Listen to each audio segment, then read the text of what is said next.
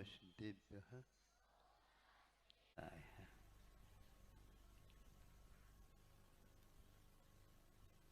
और इसको जो अरूपी है, अमूर्त है,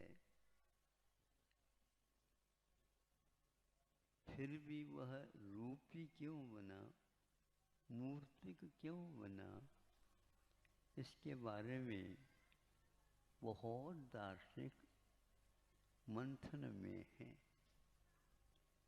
आलोड़न कर रहे हैं। ये रसायन पद्धति कैसी है, इसके लिए कोई नियंता हो, उसके माध्यम से ये कार्य किया जा रहा हो, ऐसा कोई सोच सकता है।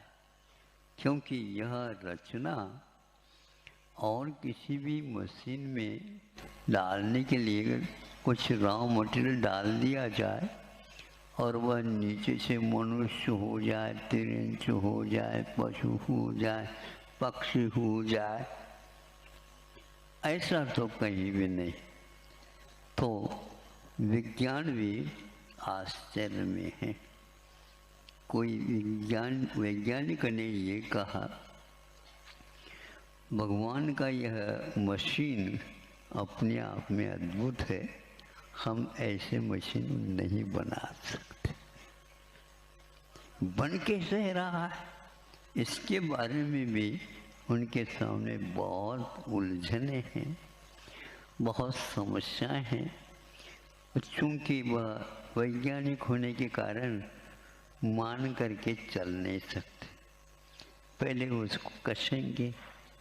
अब कौन से कसौटी के ऊपर वो कसना चाहते हैं वो जाने, लेकिन सारे कसावट के बाद में भी यह यंत्र का रहस्य खुल नहीं सकता। एकदम इसका विलय हो जाना और उस स्थान पर दूसरे का उत्पादन हो जाना अद्भुत है। बाकी कोई अद्भुत संसार में है ही नहीं, जो यही एकमात्र अद्भुत है। इस तत्व के विषय में जैनाचार्यों ने भी काफ़ी व्यवस्थित संसारी प्राणियों के सामने रखने का उद्यम किया है। जैसे चूना है आपके पास, जो पान वगैरह में कत्थे के साथ आप डाल करके उसका सेवन करते हैं। तो यहाँ पर हम उस चूना और हल्दी, इन दोनों का, चूना तो सफ़ेद है, हल्दी तो हल्दी है, आपके सामने है। दोनों के वर्ण भिन्न हैं और ये दो वस्तु आपके सामने हैं, किंतु इन दोनों को थोड़ा सा सम्मिश्रण कर लिया जाए, न ही चूना आपको दिखेगा, न ही हल्दी दिखेगी। दोनों का मिश्रण आपके हाथ में है, आपके सामने है।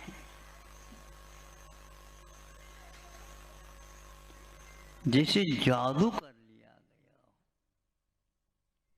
अब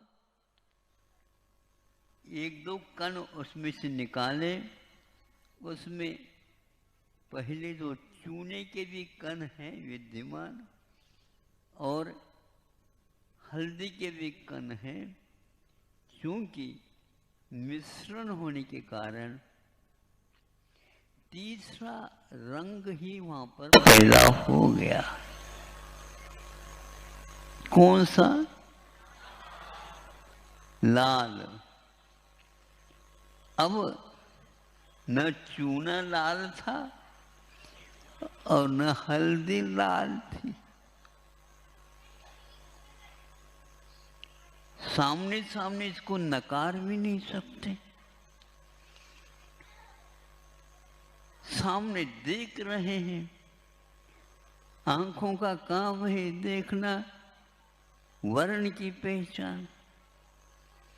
उनके लिए कोई भी वर्ण जो सफेद के रूप में देखने को नहीं मिल रहा। आंखें भले ही ज़्यादा मल लो तो भी अब चूने के कण दिखने वाले नहीं।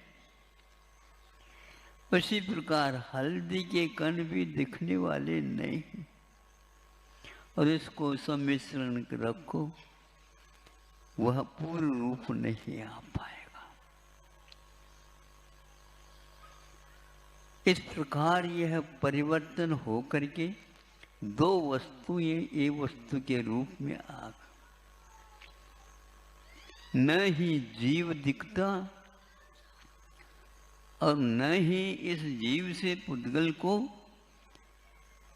अलग किया जाता। इसका सम्मिश्रण किसने किया? जैसे इस लाल रंग का मिश्रण आपके हाथ में हुआ, उसी प्रकार परिणामों के कारण जीव के परिणाम चैतन्यमय है और वह राग द्वेष से पीड़ित होने से उस स्थान में रहने वाले जो वर्गनाएं हैं, रॉ मटीरियल है, वह कर्म के रूप में पैदा हो जाता है, परिवर्तित हो जाता है। इसको हम हाथ से दिखा नहीं सकते, किंतु आपके जो कोई भी संवेदन वर्तमान में हो रहे हैं, उन परिणामों की उत्पत्ति में कर्म का उदय अवश्य है। ये कहा गया है, लिखा गया है, माना गया है, किंतु मानने वाले, कहने वाले, लिखने वालों के सामने कोई सामान्य व्यक्ति अपनी जिज्ञासा रखता हो तो उसे समझाना बहुत कठिन है। मोक्ष मार्ग समझने और समझाने की बात कम है, किंतु मानने की बात है। महाराज यही तो बात है, हर एक व्यक्ति अपने अपना मनाना चाहता है। और यदि मान लो स्वयं ने माना है तो किस आधार पर माना? तो मानो ऐसे कहेंगे तो वह गला नहीं उतर सकता। रोटी तो निगल लेते हो, गैया तो रोटी को एक साथ खा लेते, आप लोग भी खा लेते हैं। बड़ी बड़ी वस्तु भी है, उनको भी चर्वण करके और कंठ में से प्रतिदिन निकलते हो। और वह जब तक आप इसके द्वारा क्षुधा का विनाश नहीं होता, इसका विश्वास नहीं करते, तब तक वह रोटी भी नीचे नहीं उतरती, क्योंकि आपकी मान्यता उसमें नहीं रही। इस मान्यता के साथ यदि हम धीरे धीरे पूर्वजों के कथन के आधार पर आगे कदम उठाते हैं, यह धीरे धीरे संवेदन में बात आ सकती है। जब इसके लिए एक ऐसा भी कर्म का उदय होता क्षय, जिसको अवधि ज्ञान बोलते हैं। आज वर्तमान में अवधि ज्ञान श्रद्धान का विषय विज्ञान के सामने नहीं, लेकिन उनको भी इस विषय में कुछ और सोचने को बाध्य होना पड़ता है। वो क्या है? एक लड़का कहता है,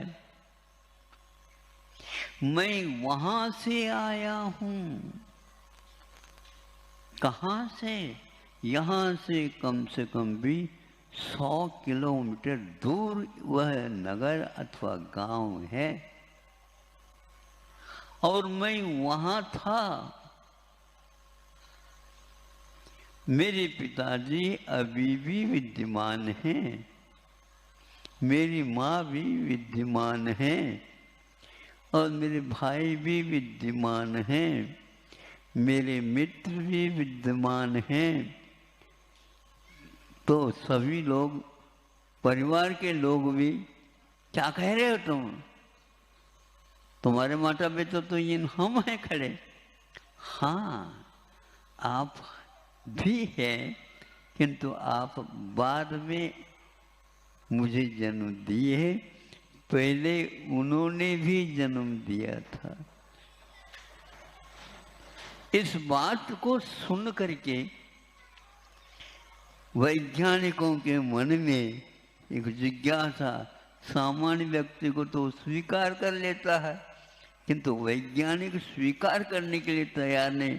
लेकिन वह लड़का कोई पक्षपात तो नहीं कर रहा, पक्षपात करने की बात ही नहीं, वो सही सही बात कर रहा। ये बताओ तुम्हारे पिताजी अभी क्या कर रहे हैं? तो कहता ये काम कर रहे हैं, अभी घर में बैठे हैं, ये काम कर रहे हैं। इसी प्रकार सभी का उन्होंने चित्रण कर दिया। ना नहीं कह सकते, लेकिन हाँ कहने में विज्ञान को बोना होना पड़ेगा, क्योंकि किसमें क्या कसा, कसा तो कुछ है ही नहीं, नट बोल्ट है ही नहीं जो कस जाए और ढीले हो जाए। वहां देखेंगे चलो, और वहां प्रतिनिधित्व एक मंडल वहां चला गया उस नगर में। वो कहता है ये मेरे पिताजी हैं, देखो उनका नाम क्या है, ये देखो, उनको सुनाओ, पूछो। हाँ मेरा नाम तो यही है। ये कौन है? ये कह रहा है मुझे पिताजी, मैं पिताजी हूं, तो ये लड़का हो गया हमारा।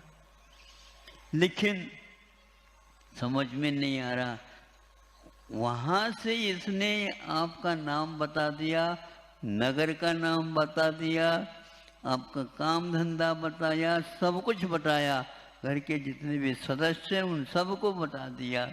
और स्वयं मित्र था, हाँ मैं मित्र था, मेरा मित्र वह है, हम दोनों मिलकर के अध्ययन करते थे। कौन सा विद्यालय है? वह विद्यालय भी है। ये सारे के सारे आज के विज्ञान के लिए चुनौती है। चुनौती इसलिए है कि वह मानने के लिए तैयार नहीं, किंतु इसको नकारने के लिए अब साहस नहीं हो रहा है।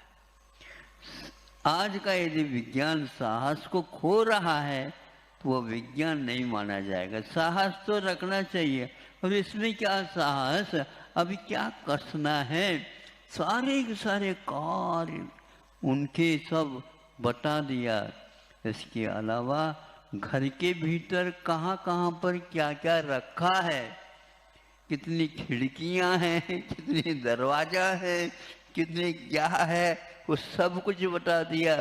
और वो स्वयं उसके अध्ययन करने का कक्ष भी था, उस कक्ष को भी उसने बताया, और कक्ष का नाम क्या लिखा उसको भी बताया। विज्ञान को पूछते हैं हम लोग, आपने सारे सारे विद्यालयों को पढ़ लिया, उसमें कई लोगों को पढ़ा लिया, शोध भी कर लिया, सब कुछ हो गया, लेकिन जीव विज्ञान आपको अभी नहीं आना। इसीलिए विशेष रूप से चिकित्सा करने वाले आज उस जीव विज्ञान की संरचना के बारे में खूब प्रवेश करके कर रहे हैं, और जीव को देखने का प्रयास चल रहा है। लेकिन जीव दिखता तो नहीं, किंतु बोलता कौन है? कई एक बार कहा था वैज्ञानिकों के सामने, अब वचन है, शब्द है, ये बोला जा रहा है, ये किसका है? ये तो पुद्गल है। पुद्गल तो हम भी मानते हैं, लेकिन वो पुद्गल अपने आप शब्द बनता है क्या? ये बताओ। इसमें जीव का परिणाम जब तक निमित्त नहीं बनेगा, तब तक इस मुख में से जिह्वा के आधार पर शब्दों की रचना हो ही नहीं सकती। जीव के भाव के बिना नहीं हो सकता, यह विज्ञान के लिए सहन नहीं होता। ये तो पुद्गल है, पुद्गल हो करके भी उसकी संरचना में कौन कौन निमित्त है, तो उसके बिना नहीं होता। जब तक हम भाव नहीं करेंगे भूलने के, तब तक वह वचन निकल नहीं सकता। और शब्द में अर्थ नहीं, अर्थ तो आत्मा में, जीव में विद्यमान है। उन भावों को शब्द रूप दिया जाता है। एक पहाड़ है ये विज्ञान का, इसको खोद करके उसमें से अर्थ को निकालना आज बिना जीव विज्ञान का संभव नहीं है। इस बात को भी बच्चों को, जो छात्र छात्राएं हैं, उनको पढ़ाना चाहिए। लेकिन वहाँ पर कोई पढ़ा हो लिखा हो तो पढ़ाएं। मानने के लिए भी तैयार तब तक नहीं होता ये जीव, जब तक उसको विश्वास बीच में नहीं आता। हम तो उनसे बोलना ही नहीं चाहते। क्यों नहीं चाहते? अपने आप ही बोलने लग जाए? नहीं, अपने आप तो बोल नहीं सकता, लेकिन फिर भी आप उसके लिए थोड़ा सहयोग दो बोलने के लिए। मैं तो नहीं दे सकता। क्यों नहीं दे सकते हो? क्योंकि उसका विश्वास ही जब नहीं है तो मैं बोल करके करूं क्या, बताओ। ततः केन ब्रवीम्यहम्, इसलिए मैं उस व्यक्ति के साथ बोल कैसे सकता हूँ? सारे वैज्ञानिक पुस्तकों को देखने से ये ज्ञात होता है, बहुत कुछ वैज्ञानिकों ने इसमें से वस्तुओं को लेकर के रखने का अपने कोश में प्रयास किया है, लेकिन उसका कोई आधार नहीं, उसकी कोई व्याख्या नहीं। सब कुछ है, लेकिन व्याख्या करना भाव के बिना संभव नहीं। इसलिए यह लाल रंग का जो निर्माण आपके हाथ में हुआ, उसमें चूना और उद्गल का वह हल्दी का योग है। उसी प्रकार शब्द विज्ञान के लिए भी आत्मा का परिणाम बोलने का, और फिर बाद में वहाँ का मटेरियल शब्द के रूप में परिणत हो जाता है।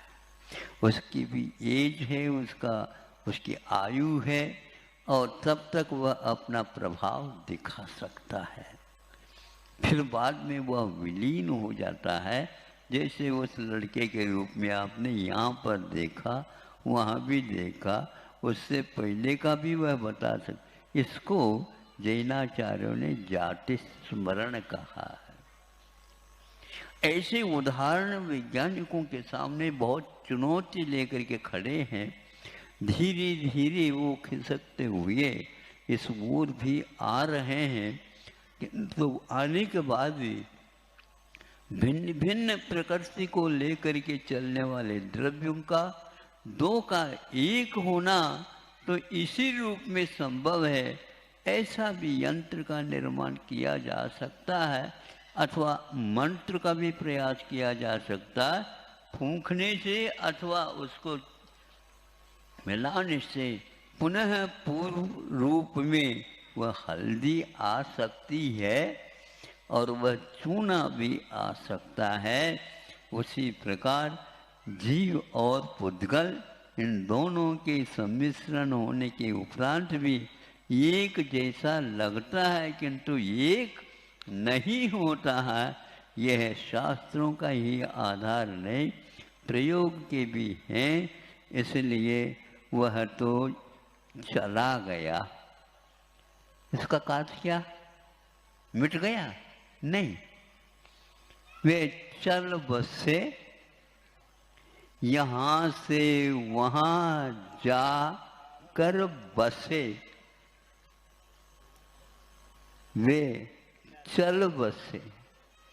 चल बसे मतलब मिट गए, मृतक हो गए, लेकिन वहां जाकर चल बसे, वहां पर जाकर के मेहमान हो गए।